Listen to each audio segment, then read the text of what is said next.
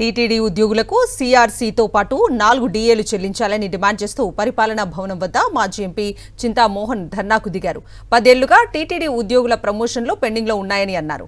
టీటీడీలో ప్రతిరోజు అధర్మాలు జరుగుతున్నాయని, పారిశుద్ధ కార్మికులను ఇబ్బంది పెడుతున్నారని చింతామోహన్ ఆగ్రహం వ్యక్తం చేశారు. ఈ రోజు ఉద్యోగస్తుల పరిస్థితి దీనాతి దీనంగా ఉంది. మనకు మంచి ఆఫీసర్లు వచ్చారు, సంతోషం. కానీ మంచి జరగాల్సిన సమయం ఆసన్నమైంది. ఈ రోజు పీఆర్సీ లేక పే రివిజన్ కమిషన్ అనేది టీటీడీలో కూడా రావాలి.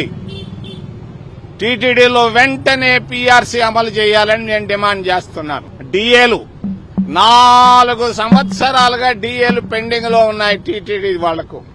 ఈ డీఏలు కూడా 4 సంవత్సరాలుగా పెండింగ్ లో ఉన్నటువంటి డీఏలను వెంటనే ఇవ్వాలని డిమాండ్ చేస్తూ ప్రమోషన్లు కూడా గత 10 సంవత్సరాలుగా ఆగిపోయినాయి.